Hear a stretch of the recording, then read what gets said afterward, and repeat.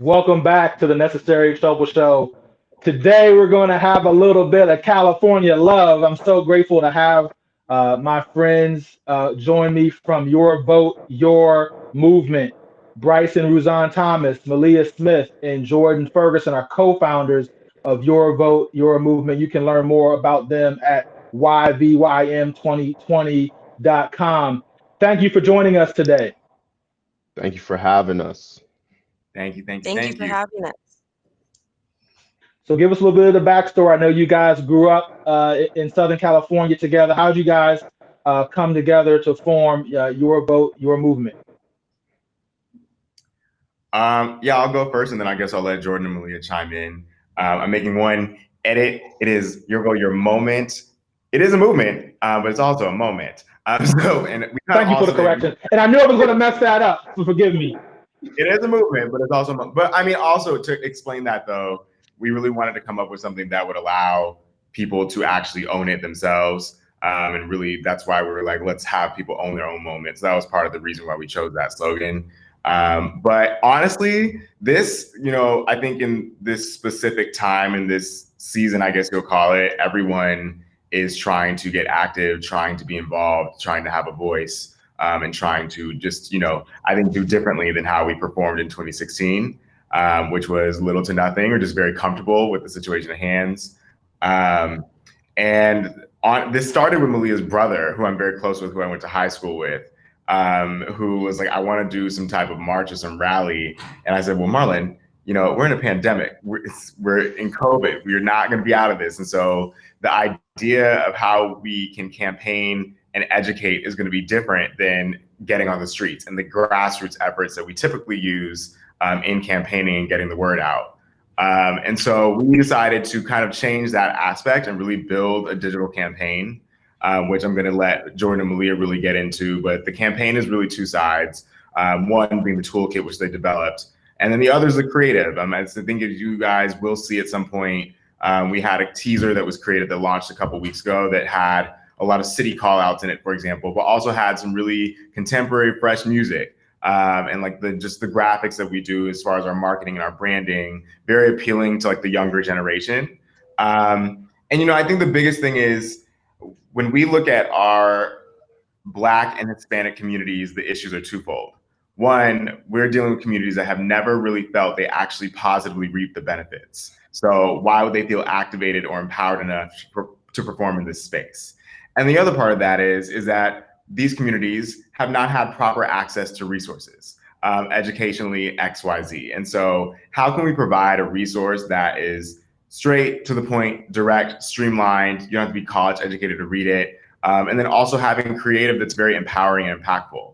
And so I really tap these two because these two are some individuals that are not only superbly supportive, but also just very passionate, as you'll see when they speak.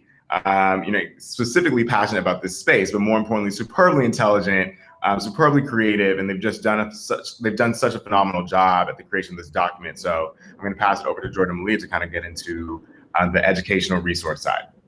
That was a great introduction, and I think really tells kind of where it all started. It really was as organic as Bryson communicated, because it really was people just not really wanting anything from this other than increased voter turnout by millennial and Gen Z. That's it. That was the true intentions. And then it led to getting a few no's, but then we got a lot more yeses. A lot of people who were trying to do something, they just didn't know how to connect with this certain demographic. So once we got the green light, we were really able to move. And I think, what Bryson has said is this, especially in California, right? People think we're going to vote one way. That is the thought.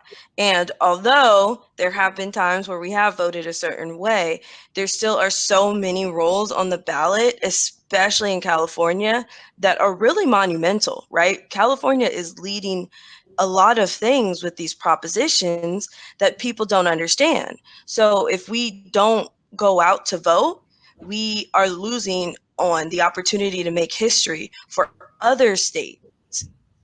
And also, one thing that we do have to understand about California, especially when it comes to our Black voters, is we're getting people. A lot of people don't realize that a lot of the Black community in California, a lot of them came from the South, right?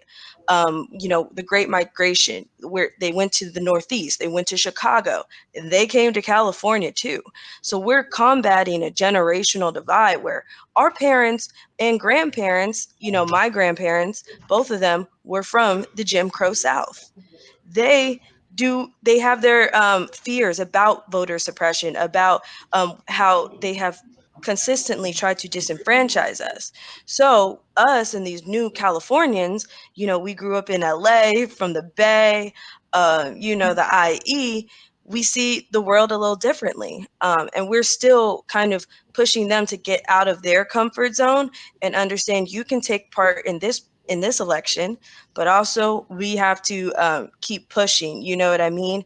Because California has been a host of revolutionaries, right? Because there are Black people who've seen some very bad things in our communities too. But we got to get out and vote. We got to get out and vote for our Latino and Latina sisters, brothers and sisters. We really have to do that. So the biggest thing that we really did market this to is the most apathetic voter, the one who does not want to get off their couch. We need to speak to them and have them own their participation, but also not be condescending and make the language very accessible and speak to, as we'll get into it, the people with disabilities, the people who were formerly incarcerated who need their voter rights restored. So that's some of the things that are in the toolkit. And, Jordan led that and did a really great job. And I think it's a really good, accessible resource with language that the average American can understand. Jordan, tell us a little bit about the toolkit, and then tell us about Prop 15 and 16. Yeah. Again, Russell, thank you for having us here today. The toolkit, I feel, is the cornerstone of this campaign. It is all of our resources that were provided here in California distilled into one central location. One thing that we found was that if you want to go get educated to vote, it's very difficult. It's really hard to understand what that proposition is saying to you when you get that ballot packet sent to you in the mail.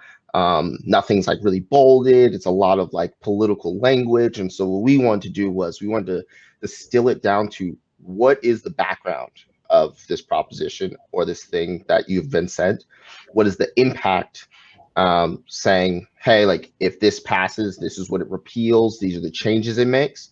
And then clearly saying in one or two lines, this is what voting yes means, and this is what voting no means, because of that accessibility point that like we were talking about. Like I know for myself, I would spend in previous elections like 2 or 3 days researching and diving deep and being like, what does that mean? Or like, what is this Prop 209 that this is connected to? And why does this have an impact on Prop 10 that I'm voting on?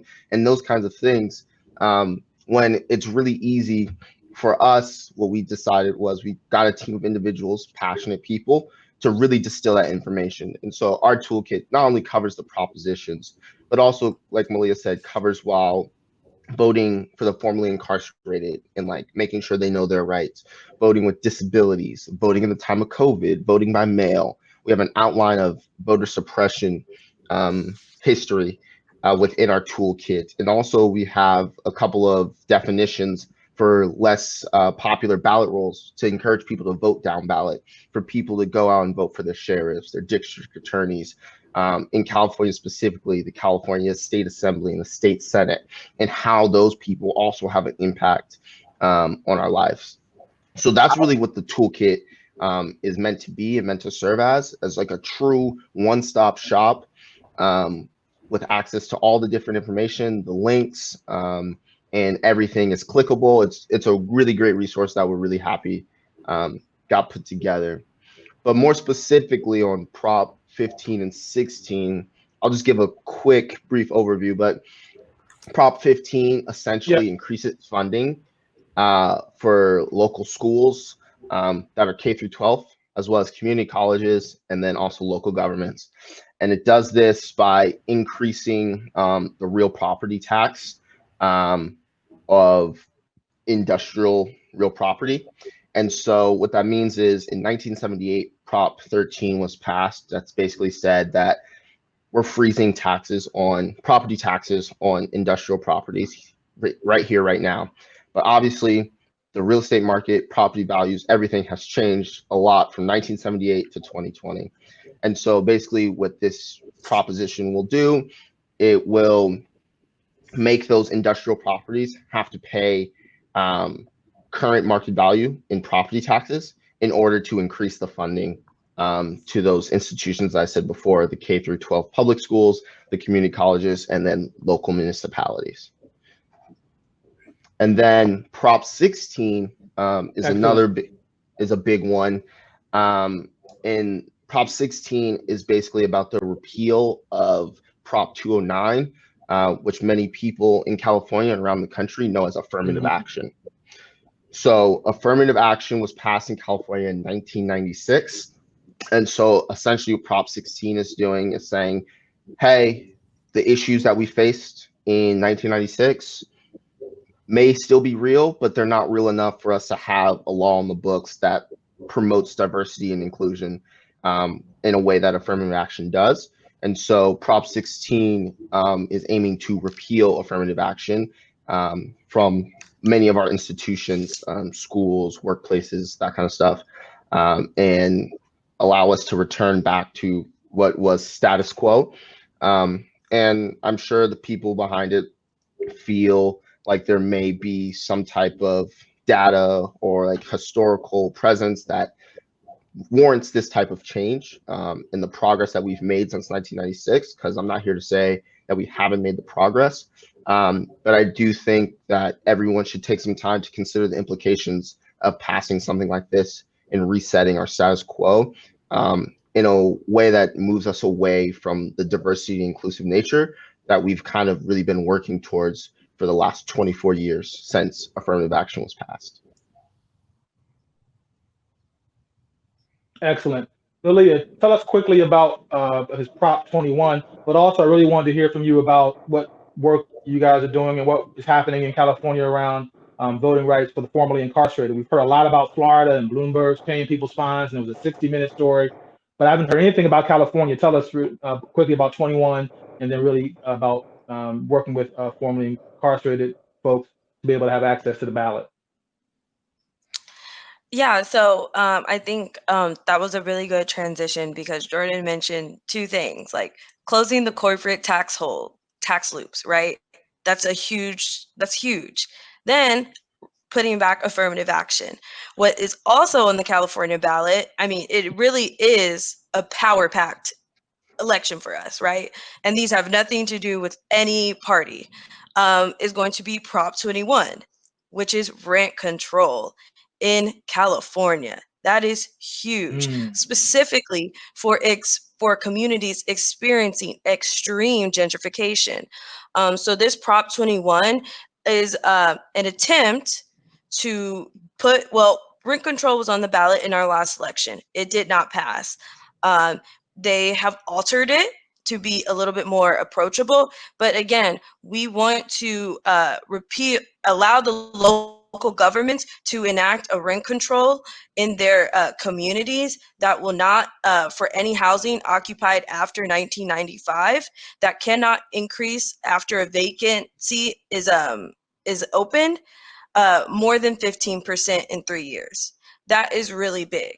And there are certain limitations, right? So if that property owner owns less than 2 homes, it will not impact them. So really what it is saying the real landlords who own multiple properties and multiple communities who are kind of trying to put their rental units at the market rate, but totally ignoring the low income house people, the people who cannot afford these market rates, who are not trying to go to Hollywood. Someone needs to protect them. And this is only, all this is really allowing is for local governments to protect them, right?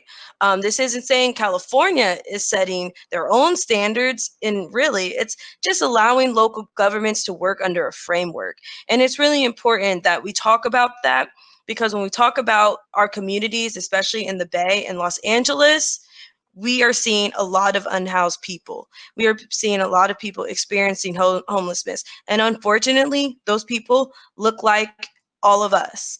And that needs to be talked about. And this proposition is set so that you can understand how important it is. And then in addition to voting for the formerly incarcerated, when we were talking about this toolkit and who we need to really talk about, we couldn't leave them out, right? We do understand that there have been a lot of states who have been working to keep them without their voting rights. In some states, they cannot vote. Their voting rights are permanently taken from them. Their taxes aren't taken, they still pay taxes. But how can your voting right permanently be Right. taken from you? California, that is not true. California does have certain limitations for people who can vote. And excuse me, but I will read it out because it's a little important. One of the things that I'm going to do is read off of the people with the criminal history in the state of California who can vote. And those are people who are in county jail serving a misdemeanor sentence, because jail time is a condition of probation, serving a felony jail sentence, awaiting trial. You can also vote if you are on probation, on a mandatory supervision, on post-release community supervision, or on a federal supervised release. So these are the people, and this encompasses a lot more people than we think, but they don't know that they can vote. Luckily, the California Secretary of State has a link so that you can check to see if that person or you can restore your voting rights and how to do that. You can also vote by mail. You can also vote in county jail, right? You can drop your ballot off during this time in COVID. And these things is what we need our community to understand, because again, when we're talking about restorative justice, we cannot talk about the fact that we will not restore their voting right. Because when you think about it, these people in the community who unfortunately have broken some of these criminal laws were products of their environments. And they are a direct impact of some kind of failures of our government. So who better to understand where we went wrong as a community and as a state than them, and to correct it, right? And these are the people who are mostly impacted by the ways that we have voted historically, right? We voted for certain legislature. We voted for certain district attorneys and judges and sheriffs who have led to their incarceration. So they should have a say once they do their time to execute their voice and how they want the community to be. And we really have to see that and understand that is a key part of being a collective and being inclusive of all people of all different walks of lives. Jordan, tell us a little bit more about what you've seen in terms of voter suppression and efforts to get out the vote and to execute voting in a time of COVID. Yes, definitely. So as we are aware, as Black Americans, and I'm sure everyone can kind of has heard stories from their grandparents about like paying poll taxes and this kind of idea of like you had to pay to vote, you had to like do something to be able to vote. I remember my great grandma telling me stories when I was younger. She was like, I saved up to pay my 25-cent poll tax every 2 years. And that's crazy. Like I think of 25 cents now and I have a bag of quarters in my car that I carry around, but like she had to save that money in order to be able to vote. And so voter suppression has been around for a long time, and I don't want to go step by step through the timeline that we've put together, but I can just say as recently as 2005, There have been states that have made the acceptable forms of voter ID, taking that list from 17 down to 5, or made it 1. And like they do it based on demographics of if they know people have driver's licenses or state IDs. And so, or they make it difficult with the ballot boxes right now, I know is a big issue, and like how many ballot boxes they're putting per county. And if they're going to only put 1, if it's only going to be at the polling place that is 20 miles from you, like, are you really going to make the effort to go drop your 1 ballot? Because so many people have told you your vote doesn't matter in this election. And so we're seeing stuff like that all around the country. But I was really happy to see this morning, I was watching CNN, and early voting started in Ohio today. And there was a 2-hour line at a polling place in Cleveland, which I thought was wow. Like, and that's not California, but like we do have our eye on the rest of the country. Like we are hyper local to California, just given our geography and timing.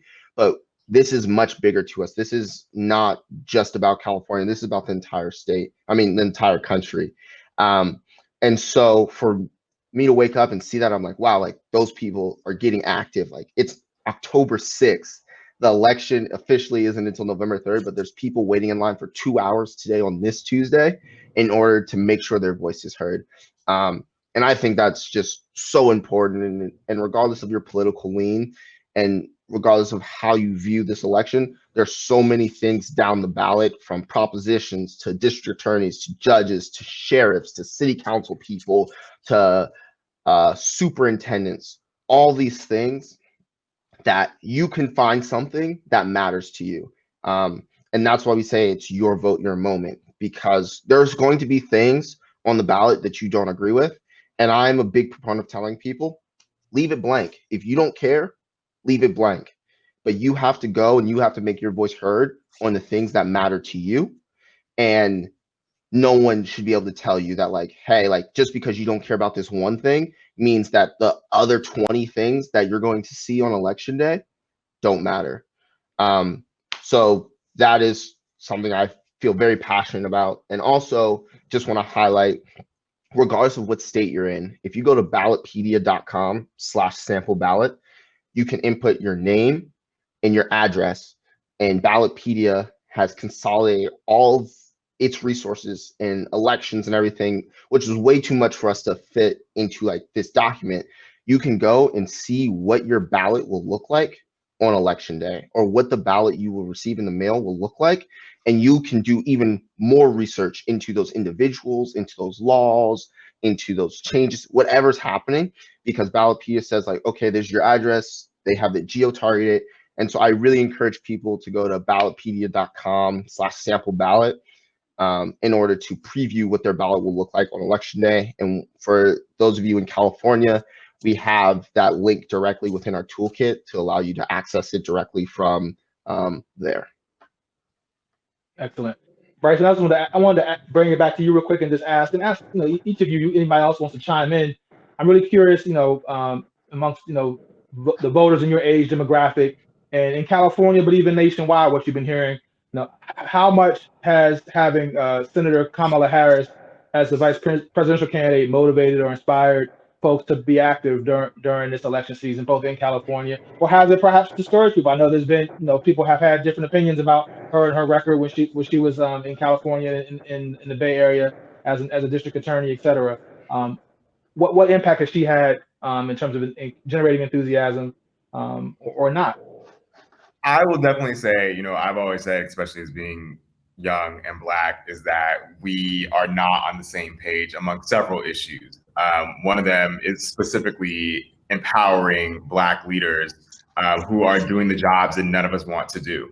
And we've seen it with Obama, especially in the Black community. Obama gets shredded a lot, not only by the general public, but also specifically by our community, unfortunately, because when we look at his role, he is the president of the United States at that time. And so I think there was an expectation that he would come in and do all these things for our communities. And some of those things did not happen that we thought that would happen. And so the blame automatically fully gets put on him. And I think with Senator Kamala Harris, she also as well kind of takes a little bit of that heat also. Being a Black leader and being in politics is not easy. I think we all would attest on this call as well, even just civically engaging and being Black and activating in this space is very difficult. As Jordan and Malia kind of lightly said, we've had several no's on this campaign. And so I think when you look at that specific conversation, I would absolutely say that she probably was not the expected candidate, but at the same time, she is one of the most, in my opinion, qualified candidates for that role. And from the Black community perspective, she has to be supported. And having a Black female in that role as well is superbly important. And I also will say Biden as well is taking a lot of heat on his end as far as being a politician. And so having her support, I think, is definitely mixed. Not the most expected candidate, but I do believe that she needs to be supported in this time because she's doing something that no one else has been able to get to in history. So, yeah, I completely agree. I think it is not an easy role and it's not an easy journey, right? But I think one thing that when we're discussing, identity a lot, and that has where we've been confronted with over the past several months, is especially for me as a Black woman, me and Senator Kamala can have the same identities, right? And we can both be proud of that. But just because you identify with somebody does not mean you're always going to agree.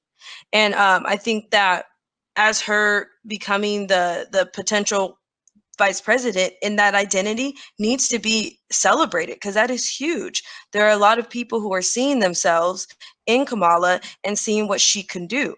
That needs to be appreciated and understand that we are breaking history. Now, whether it comes to working with the community organizers, we have to be confident that her and President Biden, or potentially President Biden, will do that if they're in office, right? We have to hope that they will do that. And it's not to say, we could have picked any person to be this vice president. But the key thing when you kind of mix community organizing and then politicians is we're going to have to meet somewhere, right? We're going to have to meet. And we need to hope that these candidates that we are hoping get elected will meet us halfway. And that is really my hope with Senator Kamala. I love how you put that. And I've been stressing to people consistently, you're not going to ever find someone that agrees with you 100%. What you want to find are people who are competent and capable leaders who are going to have the right values to lend their time and their ear to be available to you and to the citizens to be able to be held accountable. But then it's our responsibility to hold them accountable, not just come back in 2 or 4 years and expect the world to be different. We have work that we have to continue to do. And I'm just so inspired to see young people like yourself doing that work in this election season. And I'm sure it's going to carry on well beyond that. Bryson, if you want to close us out and just tell us a little bit more about where we can find you. I know the website, your voice, your moment, your vote, your moment. Am I getting it? I'm gonna get it right one day. I'm gonna get it right one day. There you go. The last one was right. I think just overall, one of the beautiful things about this campaign, to kind of wrap it, is that it's managed fully by 20+ young, diverse professionals who are majority LA homegrown, who also are not, or were not until now, versed in politics and policy. And I don't say that to shun us as far as this process. I say that in pride, because when you come from a place or a tone of collective activism, community efforts, when we talk about actually getting involved in our local, initiatives and policies that are taking place, this is really it. I think in comparison to a lot of the campaigns that you see, to remain unnamed, heavy C-suite level backing, also have talent behind them as well. And so this campaign is completely different because we're not specifically focusing on the presidential election. Obviously, we're very focused on things locally and hyper-locally, and that was obviously a goal of ours, really speaking LA and statewide. As we kind of lightly touched on, California's turnout is automatically expected. It's very consistent. The history will show. And so when we look at our multicultural and BIPOC communities, a large part of the apathy in our non-voters, my vote doesn't count, because either way, especially in California, it's not going to do anything. We already know how it's going to turn out. But the reality is you can absolutely have impact in your surrounding communities. And part of the way to feel empowered is through being educated. And so I'm just so thankful for Jordan and Malia and our entire team who have put in literally 5+ months of planning, research, brainstorm to really create a campaign that is unique, different, organic. We have no paid media social plan. Everything that we're doing is organic share. I'm just a superb fan and just so proud of the work that's been done. And as you said, you can visit us at www.yvym2020.com. You can access the toolkit directly if you want to skip the homepage, yvym2020.com/CA toolkit. We also are on Instagram, YVYM2020, as well as Twitter. And also look out for some amazing creative content that I can't get into just because of talent involved, but we're superbly excited about some of the things that are coming out. And just stay tuned. And we're just so grateful for you guys for allowing us to help us amplify our message and our call to action. And just so thankful and appreciative for your time. Well, we're here at the Necessary Trouble Show. We're very grateful for you agreeing to join us a little bit, get up a little early and join us this morning as we record this episode. And so Bryson, Jordan, Malia, thank you so much for your voices. Thank you so much for your work and for your enthusiasm for this work. And I look forward to having you guys on soon. Maybe after the election, we can talk about what the outcomes were and what's next as we keep working to help this country be what it says it's supposed to be. 1,000%. I love a good recap. Let's have a little recap. I'm definitely down for that. No, we're gonna do it. We're gonna do it. 1,000%. Yeah, and there's some big things and I forgot to mention, but we are potentially in California repealing cash bail. Okay, so okay, that's big. That's big. We got some big hitters coming up, so I'm hoping that we can really make some shake. But just get educated, stay informed, and get out and vote. And more importantly, I think if you can't complain about voter suppression if you're not using your resources to help educate people. And more importantly, you cannot complain about voter suppression if you're not actually voting and paying attention. And so that's kind of something that's been really important to us, especially in our target audience. But that's your vote, your moment. That's YVYM. And that's that. We'll look out for the new content. We'll be sure to share it on our channels here at Necessary Trouble Show. Again, thank you for joining us. Thank you so much. Thank you. Thank you.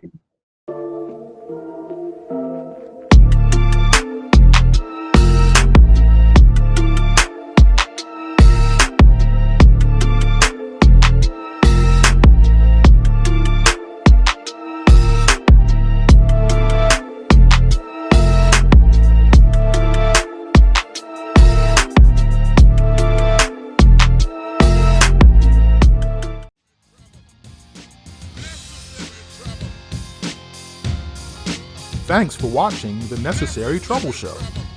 Please visit necessarytroubleshow.com to support the show and to learn more. Subscribe to our e-newsletter and podcast, and follow us on social media at Necessary Trouble Show. This is Paige. Thanks for watching.